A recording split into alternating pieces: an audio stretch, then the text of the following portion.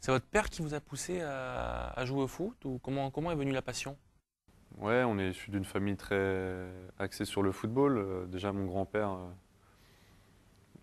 était un passionné, donc il nous a transmis sa passion. Mon père aussi, mon oncle. Donc c'est vrai qu'on a entendu parler de foot très jeune dans la famille. Vous aviez un modèle, une idole? J'ai jamais eu vraiment d'idole, sauf à part Chris Waddle, je pense. C'était un joueur hors du commun, hors norme, mais c'est sûr que à l'époque, avec Marseille en plus, il brillait. Donc c'était un de mes joueurs préférés. Ouais. Forcément, votre frère avait 3 ans de plus que vous, mais est-ce qu'à cette époque-là, déjà, à votre âge, il y avait une rivalité avec lui? Non, surtout quand on est enfant, 3 ans, ça compte beaucoup. Il y a une grande différence physique. Donc on a toujours joué ensemble dans le couloir à la maison ou dans la chambre, mais il n'y avait pas photo. Et dans le couloir chez vous, il vous apprenait des trucs? Ouais, ouais, on jouait souvent dans le couloir, on se faisait souvent engueuler par les parents parce qu'on cassait un petit peu tout, mais c'était des bons souvenirs. Ouais. À partir de 16 ans, je suis rentré au centre de formation à Lille. Et là, je me suis dit que j'avais une chance extraordinaire de pouvoir faire de ma passion, de mon sport préféré, mon métier. Et j'ai décidé de me concentrer dessus et de jouer ma carte à fond, tout simplement. Justement, vous êtes de Suresnes. Pourquoi ne pas être allé au centre de formation du Paris Saint-Germain? C'est Lille qui est venu vous voir en premier. Comment se sont passés les contacts?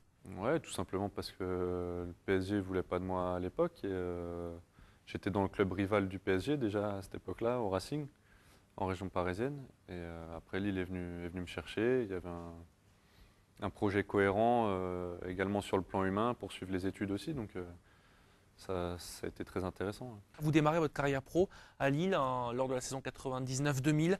Quels souvenirs vous en gardez? Bah, de très bons souvenirs. J'ai commencé en pro, ouais, c'était en D2 à l'époque. Et j'ai eu la chance de participer à l'aventure de la remontée en D1. Et c'était fabuleux, il y avait un super état d'esprit et tout le monde avait les crocs et on a vécu une superbe aventure puisqu'on est passé de la D2 à la Ligue des Champions en 3 ans. Vous vivez la campagne européenne en Ligue des Champions. Quels souvenirs vous gardez? Vous étiez dans un groupe quand même assez intéressant avec Manchester, avec l'Olympiakos, avec la Corogne. Vous avez un match particulier, un souvenir particulier de cette campagne? Je me rappelle surtout du tour préliminaire à cette époque. On a dû se qualifier contre Parme.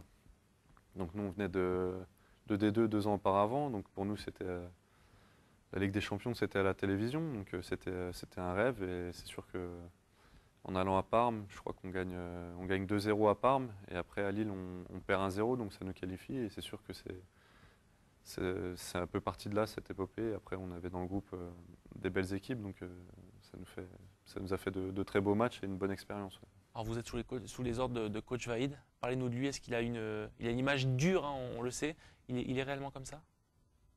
Oui, je pense que c'est quelqu'un de très rigoureux, de très exigeant et il n'a pas cette réputation pour rien. Alors ensuite, en 2004-2005, vous quittez le Nord pour Auxerre. Pourquoi avoir fait ce choix? Parce qu'on m'a fait comprendre qu'à Lille, on comptait plus trop sur moi. Donc là-dessus, au niveau du timing, ça s'est bien passé, puisque à Auxerre, ils avaient besoin d'un joueur de mon profil. Euh, Parce qu'il y avait Timo Taigno qui s'était blessé, qui jouait à ce poste-là. Donc il était blessé pendant 2 mois. Donc Giroud m'a appelé pour me dire que pendant 2 mois, il n'avait pas de joueur. Donc je me suis dit, c'est l'occasion de rebondir. Au moins, j'aurai 2 mois pour prouver ma valeur. Si après je suis pas bon, tant pis pour moi. Et si je suis bon, bah, ça sera à moi de garder ma place. Et ça s'est bien passé. J'ai vécu trois superbes années là-bas. Alors après 3 saisons à Auxerre, finalement, direction Marseille, lors de la saison 2007-2008. Est-ce que la décision a été dure à prendre? Non, puisque j'avais envie de regoûter à la Ligue des Champions. C'est sûr qu'à Auxerre, j'avais fait la Coupe UEFA, mais la Ligue des Champions, c'est quand même un cran au-dessus. Et donc, le challenge à l'OM me permettait de pouvoir la rejouer. Et c'est sûr que quand on y a goûté, comme je l'ai fait avec Lille, on a envie de la rejouer le plus souvent possible. Il y a quelques mois, avant la liste des Bleus, Eric Guéret disait en conférence de presse que vous méritiez de participer à l'Euro. C'est flatteur pour vous? Comment est-ce que vous avez réagi à ça? Bien sûr que c'est flatteur, ça fait toujours plaisir, mais heureusement ou malheureusement, il n'est que entraîneur de l'Olympique de Marseille et pas sélectionneur. Mais Il n'y a qu'une seule personne qui doit décider, c'est le sélectionneur. Mais c'est sûr que ça fait toujours plaisir d'entendre des choses positives comme ça de la part de son entraîneur. Après 3 années passées à la Baie des Champs, est-ce que vous appréhendiez, vous, de jouer au Vélodrome?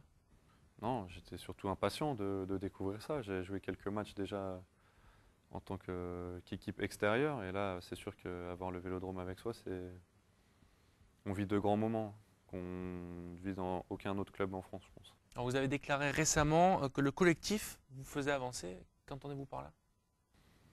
Bah, c'est ce que je disais, le football est très fragile, on dépend beaucoup des autres. Et moi, de par mon positionnement sur le terrain et mes qualités, oui, je dépends forcément encore plus des autres. Je ne suis pas un attaquant qui va dribbler 5 joueurs et mettre 3 buts par match. Donc j'ai besoin des autres pour m'exprimer et pour me mettre en valeur.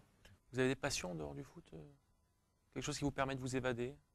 Ce qui permet de m'évader, c'est surtout ma famille quand je rentre chez moi, voir mes enfants grandir et j'attache beaucoup d'importance à ça. Alors on sait que les joueurs de foot aiment bien s'habiller, on pense à Djibril Cissé. Est-ce qu'on peut parler de Benoît Chéroux, fashion victim? Fashion victime, je pense pas, mais c'est sûr que ouais, j'aime bien m'habiller, mais plutôt tranquillement, quoi, pour être à l'aise et me sentir bien. On va parler musique, on sait qu'elle prend une grande place dans la vie de certains joueurs.